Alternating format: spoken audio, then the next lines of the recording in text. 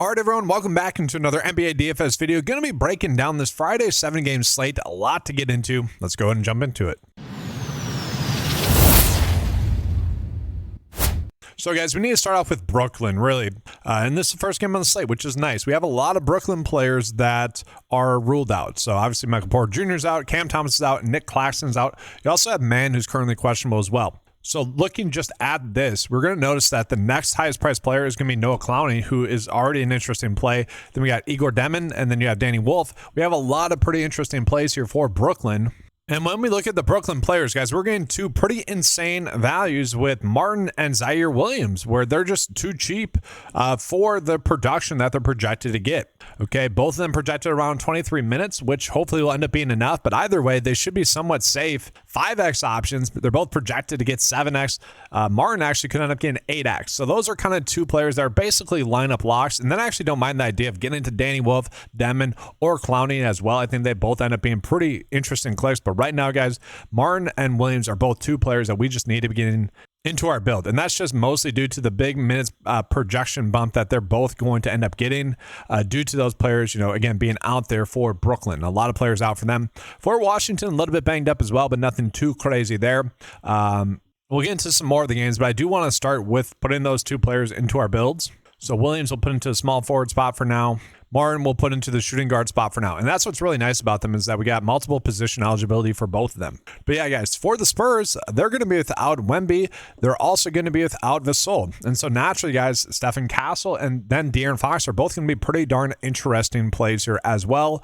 Castle should be a safe play, but he's kind of priced up.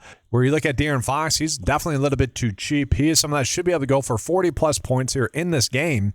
And if we take a peek at this game, guys, to me, it's a very appealing game where it's a pretty high-scoring game. Could end up being a close game as well. Fox is someone that should really end up going off here in this game. And he is someone that right now, guys, projects for about 6.3x on this slate.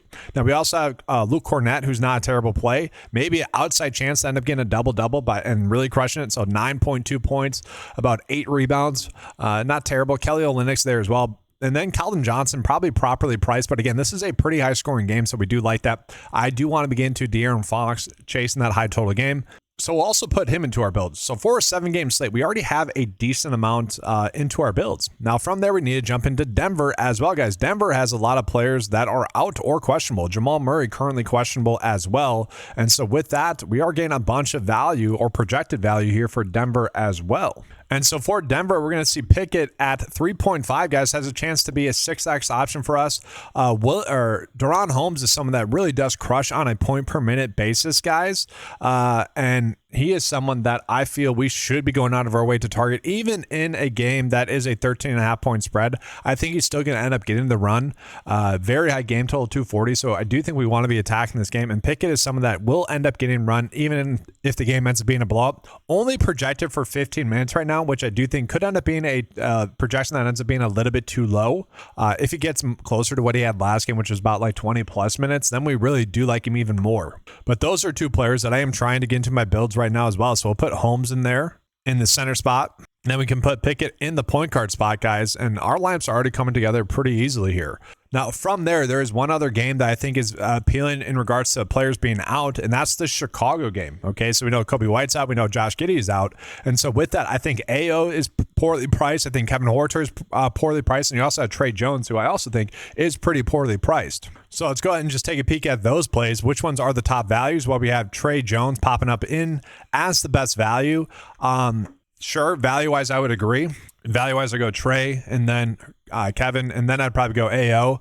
But points-wise, I would go AO, then Trey Jones, then Kevin Huerter. We're also seeing Jalen Smith is a decent value as well, 5.7x. Projected for 23 minutes, maybe ends up getting more than that. But yeah, I really think we should be looking at Trey Jones as a play here as well. And so a lot of our lineup is basically already done here, guys. And that's without attacking some of these other games, which are kind of appealing. And so let's just go through some of these games here, guys, as well. So Milwaukee versus Charlotte. Charlotte's in an interesting spot where we could be getting some deep value there, guys, with you have Diaby currently questionable, and we also have Mason Plumlee and Ryan Kalkbrenner are already out. Maybe Miles Bridges has to play the 5 a little bit, so interesting spot for them.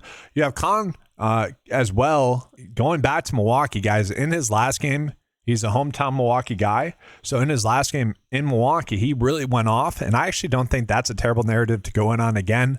And then we have the Chicago Bulls versus the Orlando Magic. Chicago is extremely banged up, but they're only 5-point dogs in this game. Okay, it's 233 for a game total as well. Again, I already mentioned Trey Jones is very appealing there. And then Portland and the Pelicans, guys.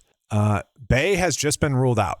Okay, so with that, we're looking at Trey Murphy being a little bit more appealing, Jordan Poole being a little bit more appealing. You had Derek Queen get ruled out as well, so that means Zion's going to be a little bit more in play. This game total is extremely appealing, guys. 245 with a 1-point spread. And so we need to dive into this game a little bit more here as well. And so let's start out here with Portland. So Portland, there's not going to be anyone that's like a crazy good play to us on paper. Kling Yang is fine. Love is fine. I do think we want to try to get some exposure to this game. Like if you're playing, 150 lineups, I would say we try to get to at least one player here for Portland. And then, guys, for the Pelicans, yeah, Jose Alvarado is going to be a 6x value play that we can get to. I really like the idea of paying up for Zion and or Trey Murphy. Missy becomes a little bit more appealing here as well. But really, Zion and Trey Murphy become like pretty instant clicks. Jordan Poole, we know he's going to shoot a bunch. I would say he's a little bit too cheap right now with Bay being ruled out as well. But really, all these plays are just a little bit more intriguing now. And so for my lineup, I am definitely going to put Zion in there. And then, again, I think we just get to Trey Murphy if we can. And then we also have Jose Alvarado that's looking like an extremely good value for us on this slate as well, as I mentioned. Now, what's the issue that we're noticing on this slate? Too much value, honestly. Like we could easily get to Jalen Johnson if we want to kind of ride the hot hand with him. And I would argue he is still too cheap, so we want to be doing that. And then you also have Giannis, who, last game, ended up getting 55 DFS points.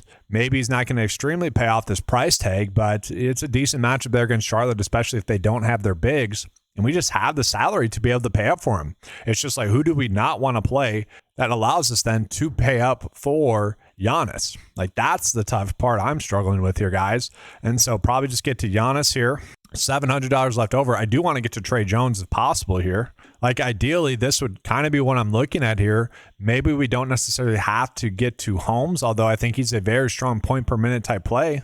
Micah Potter, some of that, he could end up starting at the center spot. I don't hate him. If we could get to Missy here, this would have been an ideal build here, guys. We're $100 off, so I do hate that. I do. I wish we could get to him. Sarr is kind of an interesting kind of punt play here, guys. I don't mind him going against Brooklyn. I think he could end up having a pretty big game. Again, Jalen Smith is not a bad point per minute type producer here. Maybe we get to him in the center spot, and then we have 9.5 left over. If Jamal Murray plays, he's somewhat appealing, but that game is a game that could end up being a blowout. So I don't know if I necessarily need to get to him. Maybe we just get to Jalen Brunson instead, kind of a safer build. But again, you guys see the point. We are able to really pay up and make whichever lineups we want work, which I would say is being echoed by some of the lineups I was able to make in the 9-to-5 lineup builder. So the top lineup that we can make right now, guys, Martin, Murphy, Zaire, Clowney, Evan Mobley, I'm okay with that. Sharp, Jalen Johnson, De'Aaron Fox. So kind of pretty easy to make some pretty solid builds. Just too much min price value. Alvarado is also something that we could be getting to as well. So lots of pretty easy builds there. That's going to do it for this video, guys. Appreciate you being here. Good luck with all the lineups that you end up putting out there. Thanks for watching. Good luck. And as always, let's keep cashing.